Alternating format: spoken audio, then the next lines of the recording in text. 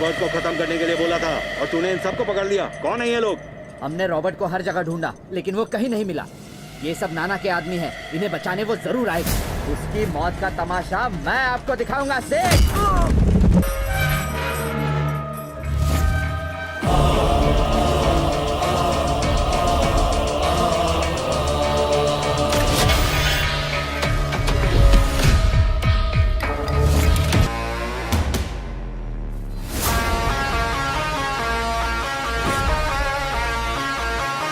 कौन है बे तू?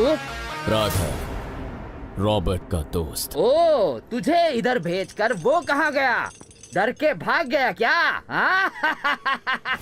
ना वो कभी भागा है और ना ही कभी भागेगा, लेकिन तेरा आज जो हश्र होने वाला है वो तू सोच भी नहीं सकता। ऐसा क्या? रॉबर्ट आएगा क्या? वो तो कब का आ चुका है। हाँ? कहाँ है बे वो? हाथ में हथियार हैं फिर भी पसीना छूट गया।